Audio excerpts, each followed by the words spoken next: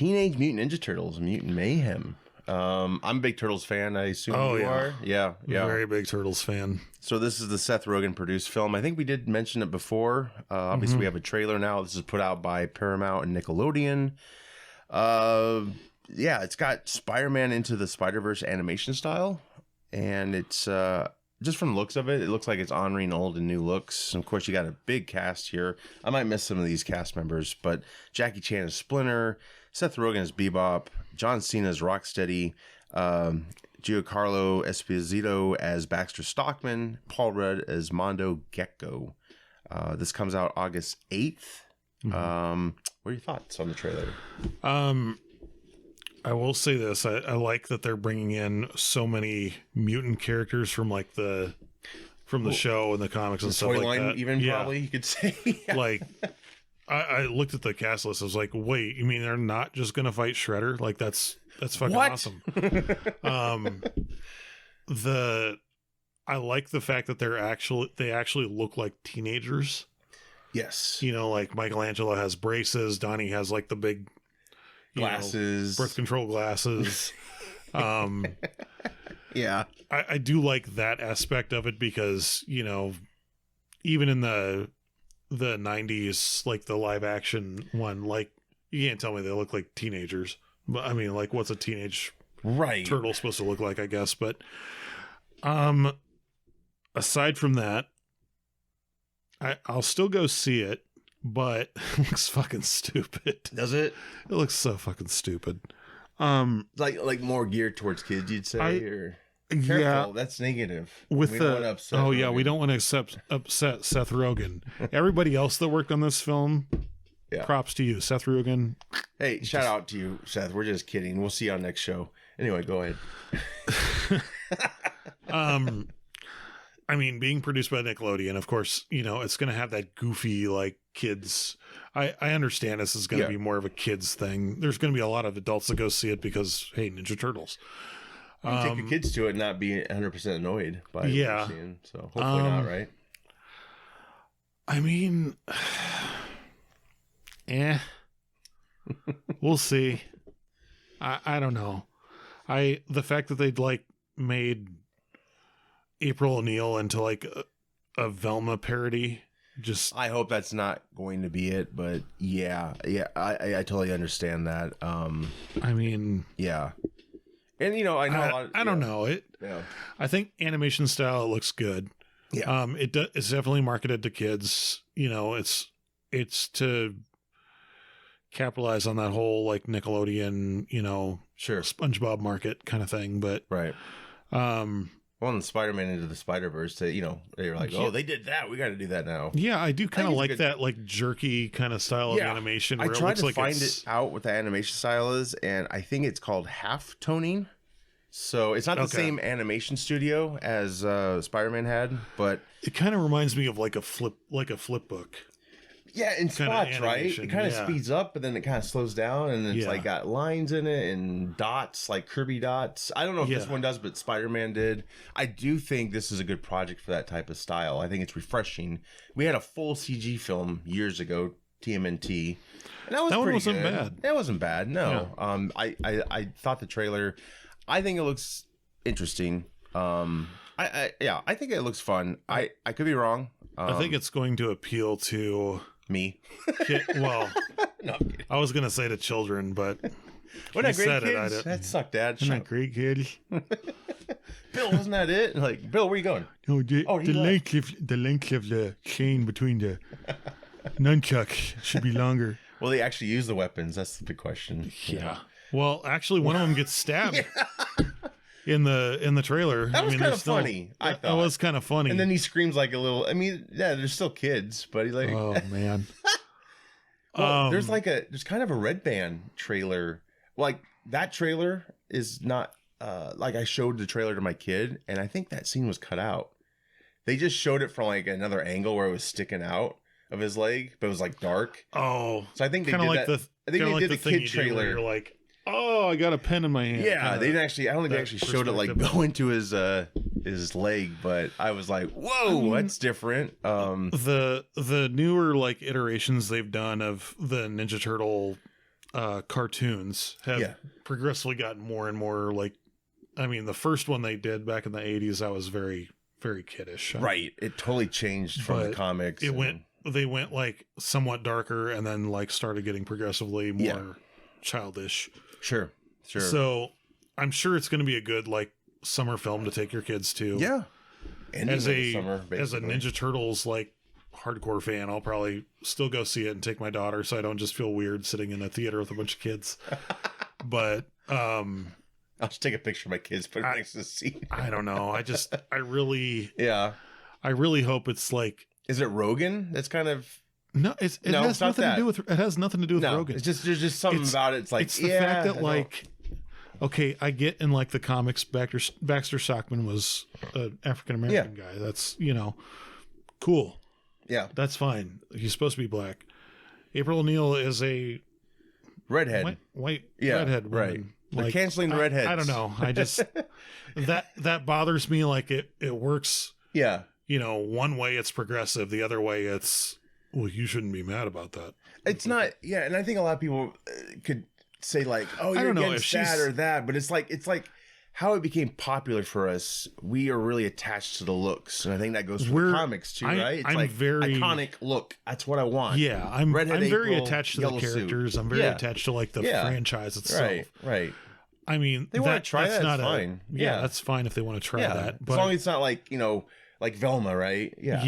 Don't do that shit. Yeah. It's just like, you can't be mad at me because I'm a person of color. Yeah, like, right. No, right, okay. Right. I'm not saying that's what Seth Rogen's doing with this. No. But no. I just didn't like the April O'Neil thing was like the one thing that like I wasn't impressed with just because it was just kind of like looking down her nose at everybody. I'm better than you kind of thing. Well, is she a kid herself in this? It looks like she doesn't look like an adult to me. Yeah, she kind of looks like a kid reporter or something like that. Kid writing a blog for BuzzFeed. Right. Know.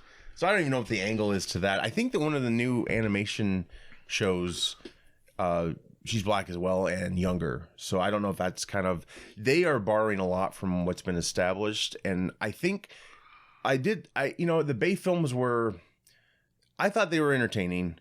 I didn't like how big the turtles were. No. But I do like how they gave Raph a bandana. They gave Donatello glasses. I thought that was interesting, like characteristics of these turtles. And they've done that. Yeah. They've done that with like different animation things they've done for the turtles. Like what work? Donatello is like taller and leaner, and Raphael's like bulkier. Yeah. Yep. Whatever. I mean, I think that's kind cool. Of a short guy. Is Mikey kind of short? Yeah.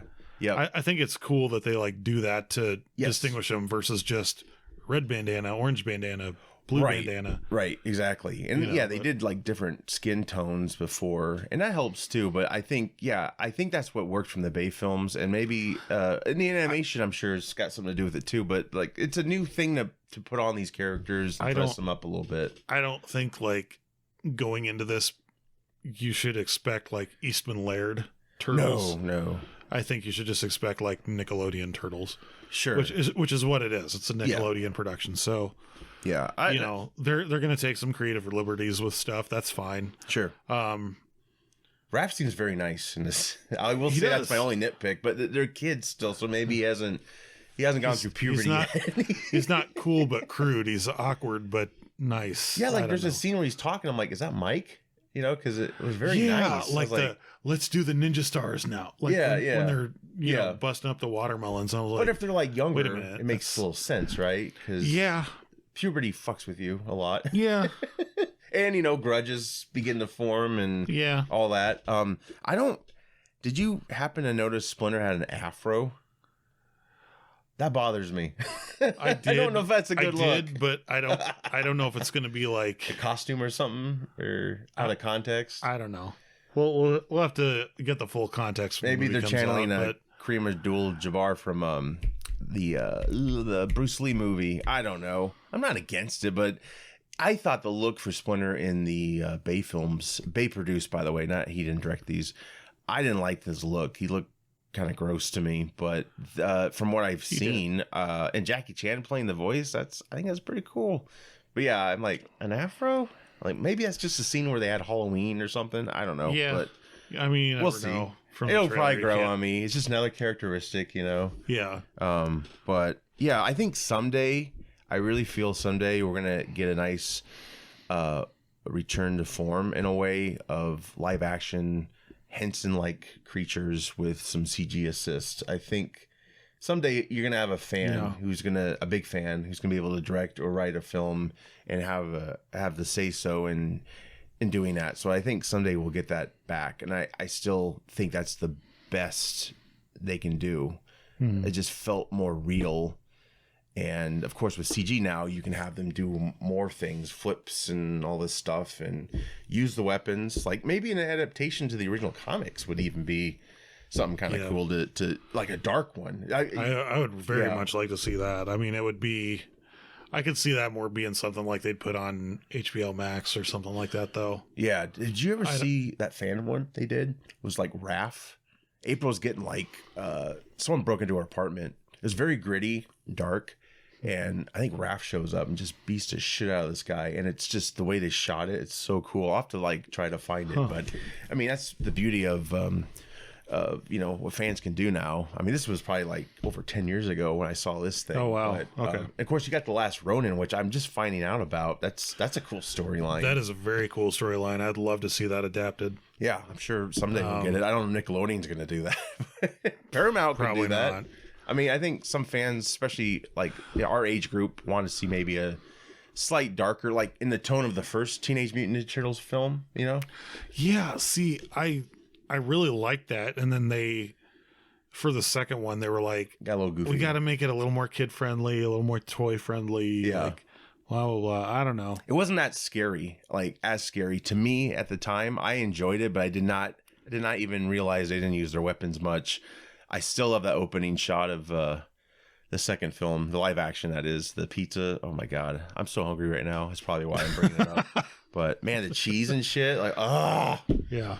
Just want to go to New York to eat pizza. Right. Want to see a Broadway show? No, I just want to go to take me to pizza places now. Oh man. But no, we'll see what happens, right? Maybe we'll get pleasantly surprised, but we'll see. Rogan as Bebop. Do you see that? I had a hard time accepting Rogan as Donkey Kong. Yes. But after like the final trailer came out, I was like, okay, maybe, you know, he can do tremendous voice acting work. Yeah. As long as he like keeps that talented.